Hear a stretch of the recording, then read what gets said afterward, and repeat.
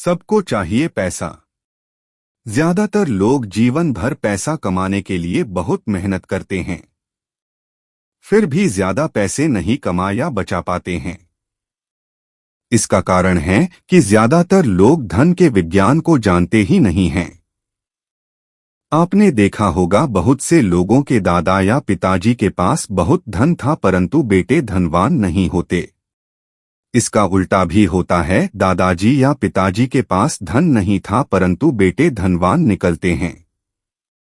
अगर बड़े स्तर पर देखा जाए तो यह देश के साथ भी होता है। अफ्रीका के बहुत से देशों के पास सोना, चांदी, हीरा और अन्य प्राकृतिक संसाधन बहुत है, परंतु वे देश दुनिया के सबसे गरीब देश में आते हैं। वही दक्षिण कोरिया और जापान जैसे देश है जिनके पास प्राकृतिक संसाधन कम है, लेकिन वह देश अमीर है। इससे यह सिद्ध होता है कि केवल संसाधन होने से कोई देश या कोई व्यक्ति अमीर नहीं हो सकता। अर्थशास्त्र यानी इकोनॉमिक्स इसी रहस्य को हल करता है। इसलिए अर्थशास्त्र को धन का विज्ञान कहा जाता है। इस वीडियो में हम लोग धन के विज्ञान को समझेंगे। अर्थशास्त्र व्यक्तियों को यह निर्णय लेने में मदद करता है कि वे अपने व्यक्तिगत धन को अधिकतम कैसे कर सकते हैं। माना एक युवा है जिसका नया नया नौकरी लगा है। उसे हर महीने वेतन मिलता है। उसे यह तय करना है कि वह अपने पैसे को विलासिता की वस्तुओं पर खर्च करे या बचत और निवेश करे। वह अर्थशास्त्र के सिद्धांतों का उपयोग करके निर्णय करता है कि सोना या इंडेक्स फंड में निवेश करने से दीर्घकाल में उसका धन कैसे बढ़ सकता है। यह फैसला धन सृजन के आर्थिक सिद्धांतों जैसे कि बचत, निवेश और जोखिम लाभ संतुलन पर आधारित होता है। उदाहरण के लिए, जब कोई व्यक्ति यह तय करता है कि अपनी आय का कितना हिस्सा बचत या निवेश करना है, तो वह अवसर लागत और व्यापार निर्णयों के सिद्धांत का उपयोग कर रहा होता है। यदि कोई व्यक्ति 10,000 रुपये का निवेश शेयरों में करता है और उसे प्रति वर्ष 10% की दर से लाभ मिलता है, तो अर्थशास्त्र इस निर्णय को समझने में मदद करता है कि यह निवेश समय के साथ धन को कैसे बढ़ाता है। शेयर बाजार यह दिखाता है कि कैसे धन कमाया जाता है। जब व्यक्ति या कंपनियां शेयरों में निवेश करते हैं तो वे किसी कंपनी के धन का एक हिस्सा खरीदते हैं। यदि कंपनी का विकास होता है और वह अधिक लाभदायक बनती है तो उन शेयरों का मूल्य बढ़ता है, जिससे निवेशकों के लिए धन संचय होता है। उदाहरण के लिए वॉरेन बफेट, जो दुनिया के सबसे धनी व्यक्तियों में से एक हैं, ने मुख्य रूप से निवेश के माध्यम से अपना धन अर्जित किया। उन्होंने बाजार विश्लेषण, अवसर लागत की समझ और कंपनी के प्रदर्शन को समझकर खूब धन कमाया।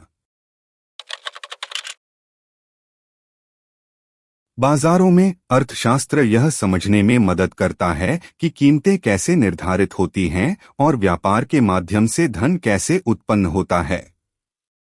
उदाहरण के लिए, एक कंपनी जो स्मार्टफोन जैसी लोकप्रिय उत्पाद बनाती है, आपूर्ति और मांग के सिद्धांतों का उपयोग करके यह तय करती है कि किस मूल्य पर उसे अधिकतम लाभ प्राप्त हो सकता है। यदि स्मार्टफोन की मांग बढ़ती है तो इसकी कीमत बढ़ती है, जिससे उत्पादकों के लिए अधिक धन सृजन होता है, बशर्ते वे अपने संसाधनों का कुशलतापूर्वक प्रबंधन करें। उदाहरण के लिए, सैमसंग कंपनी ने अत्यधिक मांग वाले उत्पादों का उत्पादन करके भारी धन कमाया है।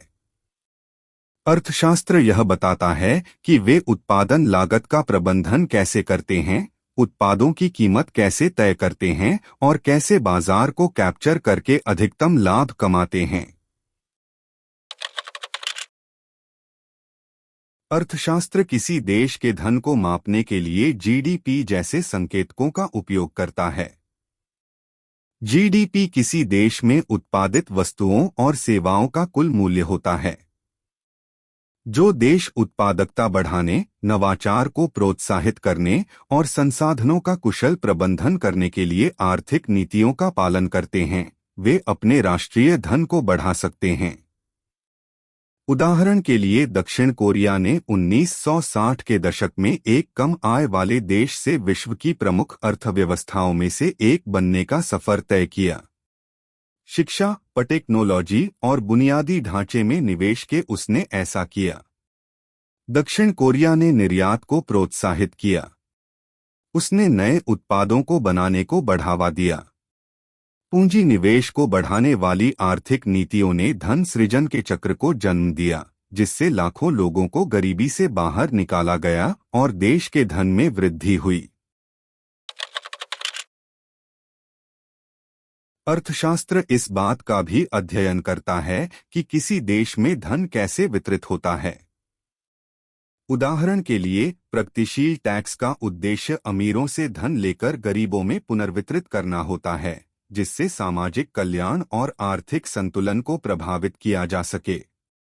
उदाहरण के लिए, स्वीडन जैसे स्कैंडिनेवियाई देश अमीरों पर अधिक कर लगाते हैं ताकि शिक्षा और स्वास्थ्य सेवाओं जैसी सार्वजनिक सेवाओं को दिया जा सके। इस धन के पुनर्वितरण का उद्देश्य आर्थिक स्थिरता बनाए रखना और आय असमानता को कम करना होता है। अर्थशास्त्र इन देशों को उनके धन का प्रबंधन इस प्रकार करने में मदद करता है कि यह विकास और समानता दोनों को बढ़ावा दे। प्राकृतिक संसाधन और धन, जो देश तेल, हीरे या सोने जैसे प्राकृतिक संसाधनों में समृद्ध होते हैं, वे अक्सर इन संसाधनों पर अपने धन के सृजन के लिए निर्भर होते हैं। हालांकि इन संसाधनों को दीर्घकालिक धन में बदलने के लिए प्रभावी आर्थिक प्रबंधन आवश्यक होता है। जैसे नॉर्वे के पास विशाल तेल भंडार हैं, लेकिन इसके बजाय कि वह सारा राजस्व तुरंत खर्च करे, उसने एक संप्रभु धन कोष यानी गवर्नमेंट पेंशन फंड ग्लोबल बनाया। यह कोष तेल के राजस्व को वैश्विक बाजारों में निवेश करता है ताकि भविष्य की पीढ़ियों के लिए धन सृजन हो सके। अर्थशास्त्र इस बात का मार्गदर्शन करता है कि देश कैसे इन संसाधनों का उपयोग करे ताकि राष्ट्रीय धन को स्थायी रूप से बनाए रखा और बढ़ाया जा सके। अर्थशास्त्र धन का विज्ञान होने के नाते इस बात का अध्ययन करता है कि व्यक्तियों, बाजारों और देशों द्वारा संसाधनों का आवंटन, निवेश, उत्पादन और उपभोग कैसे किया जाता है। चाहे वह कोई व्यक्ति हो जो बचत के बारे में निर्णय ले रहा हो, कोई कंपनी जो अपने उत्पादन को अधिकतम करने की कोशिश कर रही हो, या कोई देश जो अपने संसाधनों का उपयोग करके अपनी अर्थव्यवस्था को बढ़ा रहा हो, अर्थशास्त्र वह उपकरण और सिद्धांत प्रदान करता है जो हमें धन के प्रबंधन और सृजन को समझने में मदद करते हैं। इस वीडियो को लाइक और शेयर करें। चैनल को सब्सक्राइब करें।